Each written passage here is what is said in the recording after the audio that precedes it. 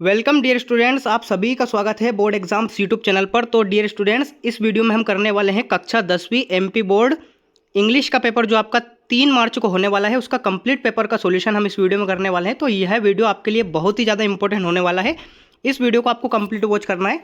साथ ही मैं आपको बता दें कि अगर हमारे यूट्यूब चैनल को अभी तक आपने सब्सक्राइब नहीं किया है तो आप हमारे यूट्यूब चैनल को सब्सक्राइब कर लीजिए, ताकि ऐसे ही वीडियोज़ की नोटिफिकेशन सबसे पहले आपको मिलती रहे। ठीक है, चलिए जी, तो बिना किसी टाइम को वेस्ट किए शुरू करते हैं।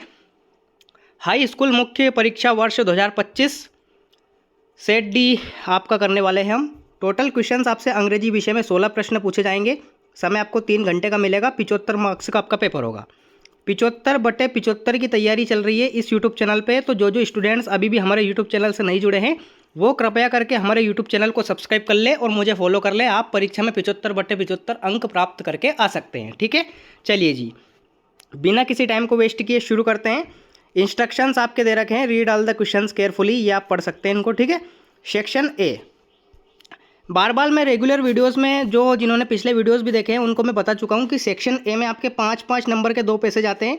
ठीक है, फिर आपका 4 मार्क्स का एक पैसेज आता है टाइटल एंड नोट्स का। फिर आपका 3 नंबर का एक एग्जैक्ट में से पोयम आती है, और एक आपका एक और पैसेज आता है। ठीक है, तो इस प्रकार से आपके कुल 20 अंक के पैसेज पूछे जाते हैं। तो आपको इनको केवल कॉपी में लिखना है, पेपर में से देखकर।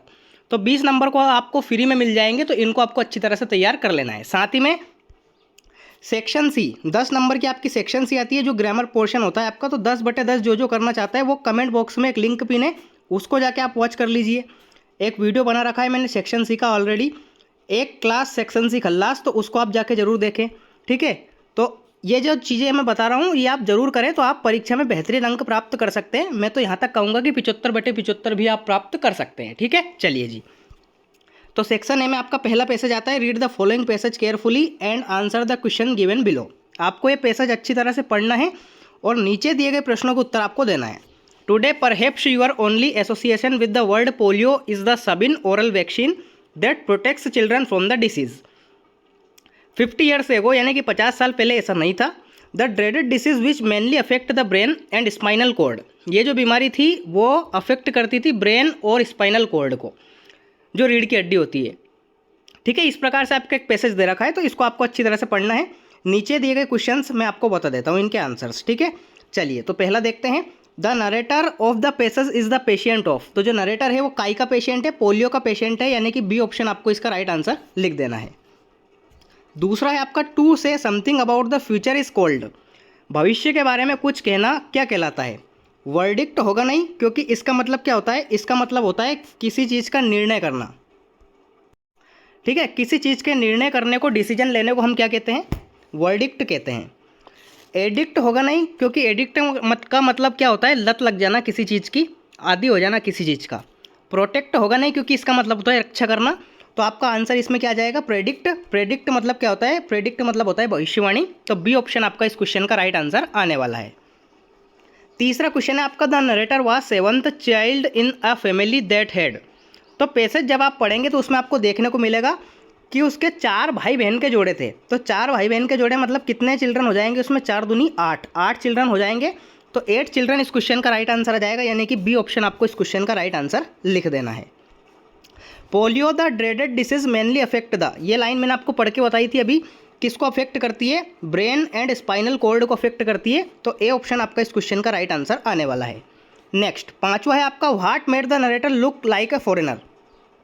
तो आपकी लास्ट लाइन में लिखा है, देखिए, I was so fair and brown heard that look like a foreigner. ठीक है, तो इसमें आपको राइट आंसर क्या लिखना है?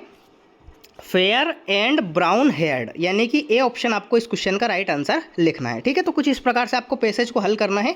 ए ऑप्शन आपको इसमें राइट आंसर लिखना है और इस प्रकार से आपको पैसेज को सोल्व करना है। पहले पैसेज को आपको 2 से 3 बार अच्छी तरह से पढ़ना है, फिर उसके उत्तर आपको लाइन टू लाइन देखने को मिल जाएंगे। ठीक है, चलिए, दूसरा पैसेज आपका फिर 5 नंबर का आता है, पिरामिड एट गीज़ा। पिरामिड वाला दे रखा है, तो इसको आप अच्छी तरह से पढ़ लीजिए। ठीक है, देखिए, कंप्लीट पैसेज आपको पढ़ना है इसी प्रकार से एग्जाम में। फिर आपको जो क्वेश्चंस दे रखे हैं उनके आंसर देना है। ठीक है, तो देख लीजिए आप क्वेश्चंस को। मैं आपको क्वेश्चंस के आंसर बता देता हूँ, वैसे आपको ये करना है। Which of these does not house the great pyramid. Great pyramid कहाँ पर नहीं है? तो ये साउथ इजिप्ट में नहीं है। ए ऑप्शन आपको इसमें लिखना है। कुछ इस प्रकार से आपके सारे क्वेश्चंस हो जाएंगे। चौथा वाला मैं आपको बता देता हूँ, which of the following definition best describe as the meaning of complex in the passage. Complex का मतलब क्या होता है, जटिल, यानी कि समूह होना, तो समूह के लिए बी ऑप्शन हम राइट आंसर इसमें मानेंगे, यानी कि ग्रुप आपको इसमें राइट आंसर करना है। ठीक है, इस प्रकार से आप पैसेज में से देख सकते हैं। नेक्स्ट आता है आपका सेक्शन बी। सेक्शन बी आपका जो राइटिंग सेक्शन होता है, इसमें 4 मार्क्स का एक पैसेज आता है। 4 मार्क्स के पैसेज में आपको 1 नंबर मिलता है टाइटल का और 3 नंबर मिलते हैं आपको नोट्स के। यानी कि 1 नंबर जो टाइटल होता है वो टाइटल कैसे लिखना है आपको, टाइटल आपको लिखना है इस पैसेज की जिसके बारे में पैसेज बता रखा है उसके बारे में आपको लिखना है एक ही वर्ड में। नोट्स किस प्रकार से आपको करना है, इस पैसेज में से 3 से 4 पॉइंट आपको मेन छांट के लिखना है, वही आपके क्या हो जाएंगे, नोट्स हो जाएंगे। ठीक है, इस प्रकार से आपको नोट्स एंड टाइटल इसका बनाना है। तो देख सकते हैं आप, chameleons can make their skin colour change. Chameleons का मतलब क्या होता है, गिरगिट होता है। गिरगिट क्या कर सकता है, अपना रंग बदल सकता है अपनी स्किन का। गिरगिट के बारे में पैसेज दे रखा है, तो गिरगिट यानी कि चेमेलियंस इसका क्या हो जाएगा, टाइटल हो जाएगा। और नोट्स के लिए आप क्या कर सकते हैं, नोट्स के लिए आप कर सकते हैं इसमें से मेन पॉइंट छांट कर लिख सकते हैं, बिल्कुल ईजिली आप कर सकते हैं। ठीक है, नेक्स्ट क्वेश्चन नंबर 4 है आपका, you are Mayank Sharma studying in government high school Datia, write an application to your principal for school leaving certificate. Most important application है, हर साल परीक्षा में पूछी ही जाती है। इसके अतिरिक्त भी मैंने पिछले वीडियोस में आपको बताया है कि एक एप्लीकेशन आप बुक बैंक की याद कर लीजिए, बुक बैंक की भी एग्जाम में आती ही रहती है। इसके अलावा आप एक याद कीजिए सिक लीव की याद कर सकते हैं आप, और एक आप याद कर सकते हैं फुल फी कंस्ट्रक्शन की। ठीक है, तो इस प्रकार से आप 3-4 एप्लीकेशन याद कर लीजिए, आपको एक देखने को मिल जाएगी। और वाला क्वेश्चन भी आप कर सकते हैं, write a letter to your friend congratulating him on brilliant success in examination. ठीक है, कर सकते हैं आप ये भी। 5th क्वेश्चन आपका ऐसे दे रखा है, ऐसे आपको याद करना है, वंडर ऑफ साइंस का आप याद कर सकते हैं, ये सभी को याद ही होता है। इसके अतिरिक्त आप importance of games and sports का याद करके जरूर जाएं, ये भी परीक्षा में आपको देखने को मिलेगा। ठीक है, और वाला भी बात वही है, पैराग्राफ आपको करना है, यानी कि ऐसे आपको लिखना है। देखिए, importance of games and sports ये आता ही है हर बार, वंडर ऑफ साइंस अगर नहीं आए तो importance of games and sports आता ही है, तो आप उसको याद करके जरूर जाएं। ठीक है, नेक्स्ट 6th क्वेश्चन आता है आपका पिक्चर मेथड। पिक्चर मेथड में आपको क्या करना होता है, एक पिक्चर दे रखी होगी, उसमें आपको उसको डिस्क्राइब करना है 75 वर्ड्स में, लगभग एक आधे पेज में आपको उसको लिखना है, आधे से एक पेज भर सकते हैं आप, उसमें आपको 3 मार्क्स देखने को मिलेंगे। तो एक पिक्चर दे रखी होगी, यहाँ पे दे रखी है कोविड-19 प्रिवेंशन, यानी कि कोविड-19 यानी कि कोरोना से हम कैसे बचें। तो यहाँ पे दे रखा है वॉश योर हैंड्स, हाथ को धोएं, यूज सोप, साबुन का इस्तेमाल करें, अवॉइड क्राउड, भीड़ में जाने से बचें, वियर मास्क पहने, एवॉइड हैंडशेक, हाथ मिलाना बंद करें, सोशल डिस्टेंसिंग यानी कि एक दूसरे से दूरी बनाए रखें। तो इस प्रकार से आप कुछ पॉइंट्स लिख सकते हैं इन्हीं को पकड़कर, और आपका काम हो जाएगा, आपको 3 मार्क्स इजीली मिल जाएंगे। ठीक है, ये हो जाएगा आपका 6th question. Next section C. Section C आती है आपकी ग्रामर। ग्रामर का ऑलरेडी मैंने आपको बता दिया है कि 10/10 ग्रामर कर जाओ, एक वीडियो देख जाओ, 10/10 फोड़ के आओ, ये इतना ही कहूँगा बस मैं। सेक्शन सी का जो कंप्लीट वीडियो है कमेंट बॉक्स में लिंक पिन है, उसको जाके आप चेक कर लें और वीडियो को वॉच कर लें। ठीक है, एनी 5 आपको करना है, फिल इन द ब्लैंक्स। चलिए मैं आपको सारे बता देता हूँ। पहला है आपका he knows the boy dash is wearing a blue shirt. तो इसमें आपको राइट आंसर क्या लिखना है, विच होगा नहीं क्योंकि आता है वस्तु के लिए, वेयर होगा नहीं क्योंकि आता है जगह के लिए, तो हु आपको इसमें राइट आंसर लिख देना है। मैं उस लड़के को जानता हूँ जिसने ब्लू शर्ट पहन रखी है। दूसरा, when I was young I climb trees. जब मैं जवान था या छोटा था तब मैं पेड़ पर चढ़ सकता था। तो पास्ट की बात कर रहा है, कैन होगा नहीं क्योंकि ये प्रेजेंट के लिए आता है, शुड होगा नहीं क्योंकि ये एक सलाह के लिए आता है, कुड आएगा, कैन का पास्ट क्या होता है, कुड। कुड का इस्तेमाल हमेशा पास्ट में किया जाता है, तो कुड आपको इस क्वेश्चन का राइट आंसर लिख देना है। Next, how dash sugar do you take in tea. Sugar के लिए आप क्या लगाएंगे, अनकाउंटेबल नाउन के साथ आपको क्या लगाना है, मेनी काउंटेबल नाउन के साथ आता है, फ्यू भी काउंटेबल नाउन के साथ आता है, मच आता है आपका अनकाउंटेबल नाउन के साथ, तो आपको मच इसमें राइट आंसर लिख देना है। Next, Ganga is a sacred river. Ganga एक पवित्र नदी है, तो हेवनली बॉडीज़ के लिए क्या आता है, होली रिवर्स के लिए, हेवनली बॉडीज़ के लिए क्या आता है, द आता है, आर्टिकल द का हम इस्तेमाल करेंगे, the Ganga is a sacred river. ठीक है, the. Next, his uncle died dash cancer. अगर किसी की मृत्यु बीमारी से हो जाए, डाइड के साथ ऑफ लगेगा, वहाँ पर कैंसर हो जाए, स्वाइन फ्लू हो जाए, कोरोना हो जाए, कुछ भी कोई सी भी बीमारी हो जाए, तो वहाँ पे आपको डाइड के साथ ऑफ लगाना है। नेक्स्ट, छठा है आपका he wanted to dash engineer. वह इंजीनियर बनना चाहता था, तो हमेशा याद रखिए टू के साथ वर्ब की फर्स्ट फॉर्म ही आएगी, ये आप याद रख लीजिए। यही आपको करना है, ठीक है। तो फर्स्ट फॉर्म क्या दे रखी है, बिकमिंग फर्स्ट फॉर्म होती नहीं है, बिकम्स भी फर्स्ट फॉर्म होती नहीं है, बिकम होती है फर्स्ट फॉर्म। तो बिकम आपको इसमें राइट आंसर लिख देना है, ठीक है।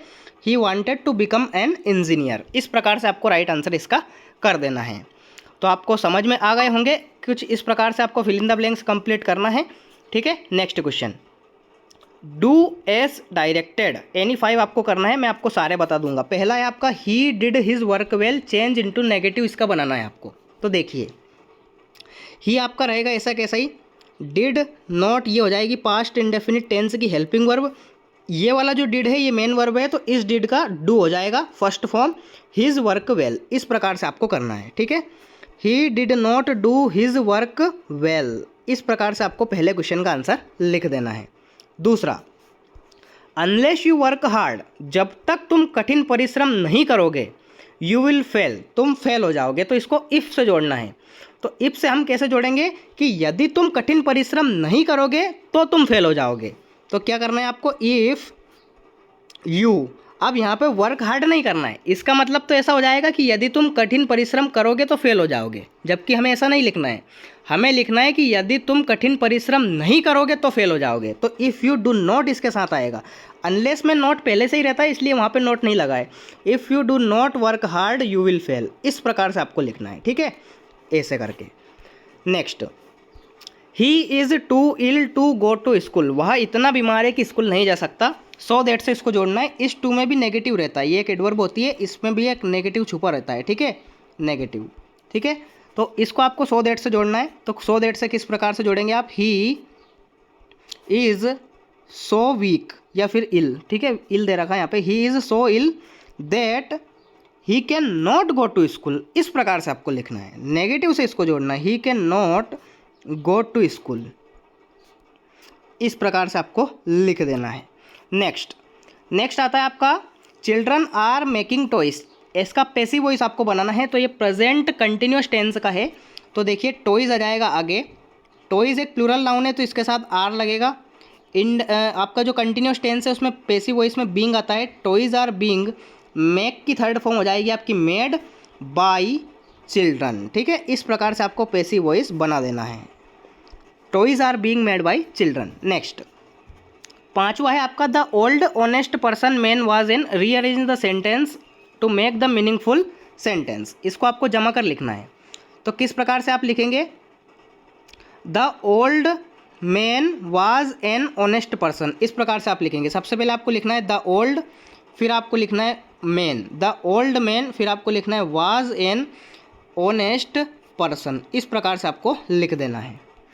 नेक्स्ट, छठा है आपका he has taken T change into interrogative, तो आपको हैज़ लगाना है आगे, ही टेकन टी, इस प्रकार से आपको लिखना है और क्वेश्चन मार्क पीछे लगा देना है, ये आपका इंटरोगेटिव में चेंज हो जाएगा। तो इस प्रकार से आपको सेक्शन सी कंप्लीट करना है। जिन स्टूडेंट्स के फेफड़े फूल गए हैं इनको सोल्व करने में, जिनको भनक भी नहीं लगी है, पता ही नहीं चला है कि सर ने कर क्या दिया है, सेक्शन सी जाके देख लो, अभी भी टाइम है। चलिए सेक्शन डी, टेक्स्ट बुक में से 4 क्वेश्चन आते हैं आपके सही विकल्प के, मल्टीपल चॉइस क्वेश्चंस के। तो ये 4 क्वेश्चंस आपके तैयार कहाँ से होंगे, टॉप 50 MCQs वाले वीडियोस से। एक वीडियो सेपरेट बना रखा है टॉप 50 MCQs, उस वीडियो को आप जाके देखेंगे तो आपके 4 नंबर कहीं नहीं जाने वाले, ये मेरी आपकी गारंटी दे रहा हूँ मैं आपको, ठीक है। उस वीडियो को भी आप जाके चेक कर लें, कमेंट बॉक्स में उसका भी लिंक पिन है। चलिए देखते हैं, पहला क्वेश्चन है आपका who was mister Keesing, mister Keesing कौन था। तो आपका ए ऑप्शन है हर टीचर, बी ऑप्शन है आपका हर काउंसलर, सी ऑप्शन है आपका हर प्रिंसिपल, डी ऑप्शन है आपका हर रिलेटिव। तो इसमें आपको राइट आंसर क्या लिख देना है, हर टीचर, ठीक है, ए ऑप्शन आपको इसमें राइट आंसर लिख देना है।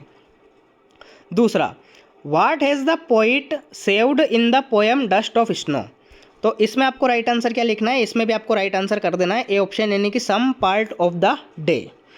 तीसरा है आपका डैश वाज कॉल्ड कबाई, किसे कहते हैं तो बेकर्स की ड्रेस को कहा जाता है, तो आपका ए ऑप्शन इसमें राइट आंसर आ जाएगा। नेक्स्ट है आपका चौथा, which seeds did Buddha ask Kisa to bring, Buddha ने कीजा से कौन से जो बीज है वो लाने को कहा था, तो सरसों के बीज लाने को कहा था, यानी कि मस्टर्ड सीड्स, बी ऑप्शन आपको इसमें राइट आंसर लिख देना है, ठीक है। तो ये 4 क्वेश्चंस आएंगे आपके सेक्शन डी के अंतर्गत। 4 questions fill in the blanks में भी हो सकते हैं, या फिर आप चूज़ द करेक्ट में तो आने ही है ये। तो इनके वीडियोस मैंने आपको बना रखा है सेक्शन सी और जो आपका टेक्स्ट बुक का पोर्शन है, ये 4 क्वेश्चंस का टॉप 50 MCQs वाला, तो उन दोनों वीडियोज़ को आप जाके देख लीजिए। चलिए 10th क्वेश्चन है आपका, read the following extract from the prose and answer the following questions given below. एक आता है आपका प्रोज 3 नंबर का और एक आता है आपका पोएम 3-3 नंबर के आते हैं। ये दोनों पैसेज रूप में होते हैं, इनको आपको लिखना होता है, 6 मार्क्स का टेक्स्ट बुक में से होता है। चलिए देखते हैं इनको। The moon was coming up in the east, इस प्रकार से आपका एक पैसेज दे रखा है कंप्लीट, तो आपको इसको पढ़ लेना है। और नीचे जो क्वेश्चन है इनके आंसर मैं आपको बता देता हूँ। पहला जो है, how was the weather when the pilot started flying aeroplane, तो आपका क्लियर यहाँ पे लिखा है, देखिए, the moon coming up in the east behind me and stars were shining in the clear sky above me, यानी कि पूरा का पूरा जो आसमान था वो क्लियर था। There was not a cloud in the sky, मतलब वहाँ पर एक भी बादल का टुकड़ा नहीं था।